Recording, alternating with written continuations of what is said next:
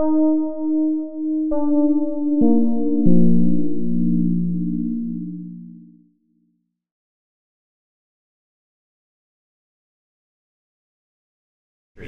each and every one of you who's gathered here today, thanks to Policywatch, thanks to ProtectNCFamilies.org and Equality North Carolina, the ACLU, and all the other groups, are people who are not just coming, hopefully, to have lunch and hear some conversation, but to find the empowerment and the urgency to add your voices and your actions to keeping this state moving in the right direction, not, as was said, turning in the wrong direction, doing damage to families and damage to our country. The topic of our conversation today is what the anti-gay amendment really means for North Carolina and for the United States. And I want to talk about three groups, three entities who are going to be directly affected should this discriminatory amendment actually be cemented into the North Carolina state constitution. First and foremost, this is about, and this affects, real people here in this state. Gay couples who are living and doing the work of marriage from Greensboro to right here in Raleigh. This is not some freebie vote about how people here feel about gays in New York or what's happening in Argentina, South Africa, or the Netherlands or Canada, where they've ended marriage discrimination. This is about how North Carolina affects families right here in this state. It's about couples who are raising kids. It's about couples who are living life's ups and downs, the ordinary day-to-day arguments over who takes out the garbage, who picks the kids up from soccer, and life's crises. What happens in the event of an illness, the breakup of a relationship, or death. It's about those families and their loved ones, the non-gay people who care about their families, the parents who want to dance at their kids' weddings, the siblings who rely on one another to get through the ups and downs of life. It's about the non-gay neighbors, the non-gay coworkers who care about their gay family members and friends and neighbors and colleagues right here in this state. These people here in North Carolina, these committed and loving gay couples who are building a life here, who are contributing to the community, will be massively, severely, punitively, and cruelly harmed by the passage of this amendment. This amendment would deny them for all time the freedom to marry here in the state they call home. It would also deny them any other measure of protection, large or small, that the state can provide to families, particularly in tough economic times like these. This amendment would tie the hands of this generation, the next generation of North Carolinians, their elected representatives, their universities, their businesses, and others who seek to provide through small programs and large ways in which families can organize themselves, can support themselves, can arrange their economic affairs, can be entwined and involved in the community. This amendment would preclude marriage and all other family protections, large and small, for a group of North Carolina families. And so first and foremost, this amendment is about those families and the direct injury that would be wreaked by the state on some of our own through the weaponry of the law. Now, why do gay people want the freedom to marry? Gay people want the freedom to marry for the same mix of reasons as everyone else. We all dream of finding someone we will build a life with, someone who will put up with us, someone we can care for and who will care for us, and it's a precious miracle when it happens to any two people. They need all the help they can get. And that's why marriage in our society, as in so many others, has so many rich meanings and so much central importance. It's why marriage is so resonant in people's lives. And it's why gay people, like non-gay people, need and deserve the security, the dignity, the clarity, the support, the responsibility, the encouragement that marriage brings. Gay people share that same mix of reasons, emotional as well as economic, practical as well as personal, social as well as spiritual. And their families seek to support and cherish them, the same as the families of any of the rest of us.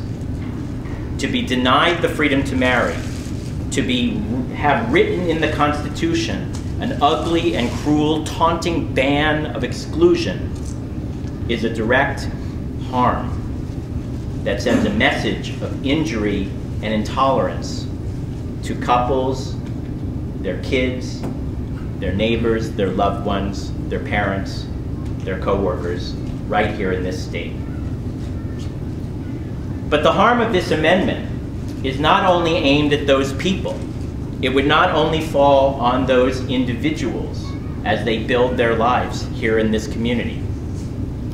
The harm of this sweeping, broad, extreme anti-gay amendment would also fall on the state itself, because the passage of this amendment would be the same as North Carolina hanging out a sign to the rest of the country saying, "We don't want you here if you're different.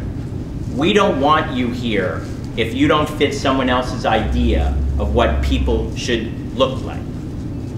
It would be hanging up a closed for business sign on North Carolina's state and economy at a time when all of us need all the help we can get. Businesses in this country are moving in exactly the opposite direction. Businesses in this country, by increasing numbers every year, large and small, are enacting whatever policies they can to say, we welcome you if you want to work here. We want the talent.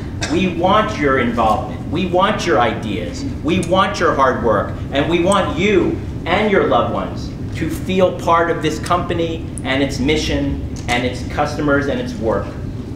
Businesses are doing everything they can to attract people. But North Carolina, were it to scrawl this amendment into its state constitution, would be saying, we don't want you here. And businesses across the country and talented people in this state and considering this state will take note of that message, a message of welcome or a message of exclusion.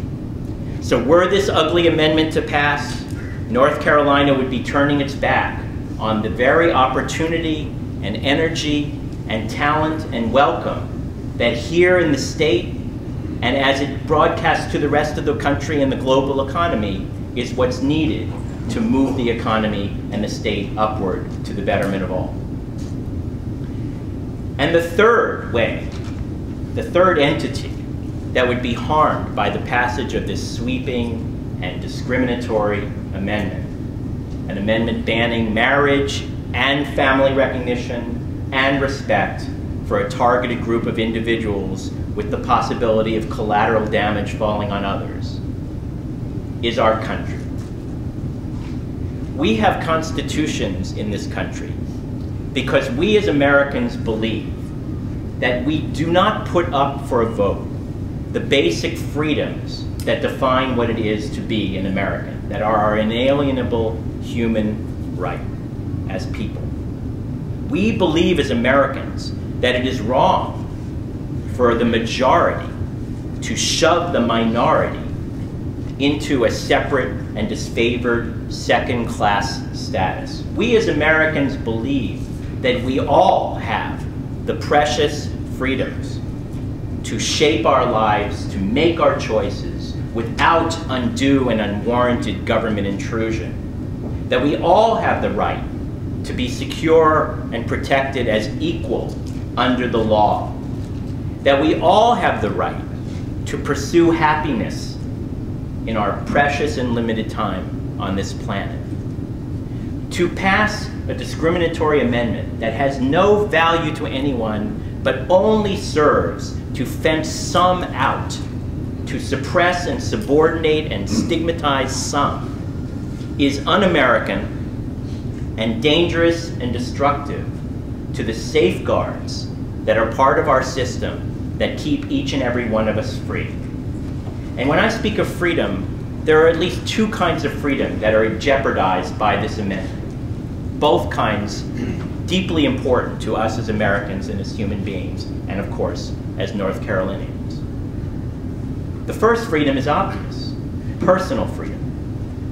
Those of us in America, and it should be all Americans, who believe in personal freedom, believe that it is wrong to have the government usurping, taking over such important life-defining decisions as whom you build a life with.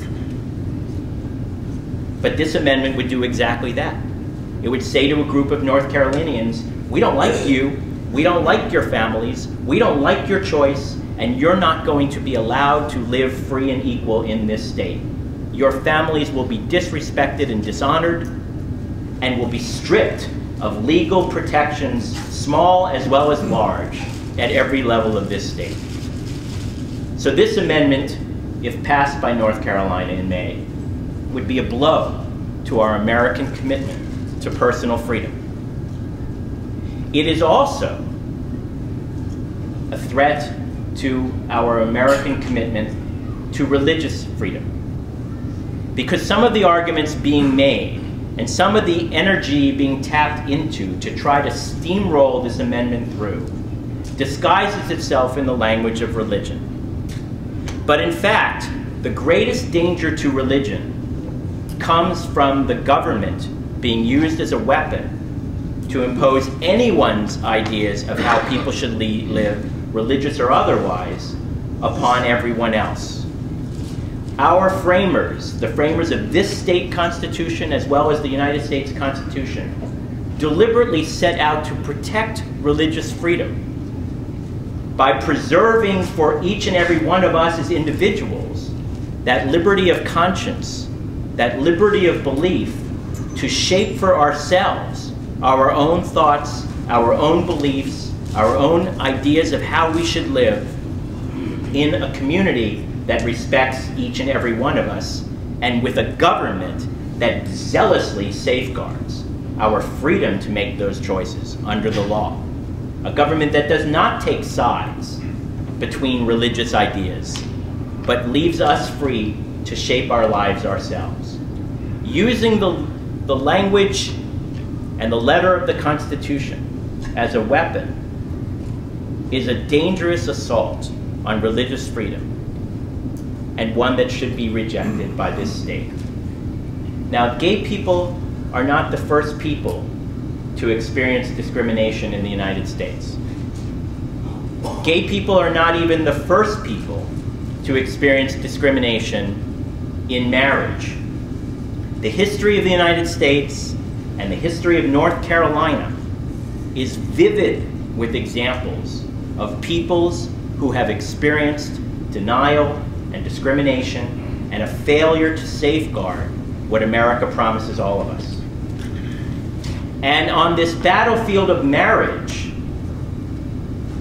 many groups of Americans, many people have had to struggle to secure what America owes each one of us, that liberty and equality under the law.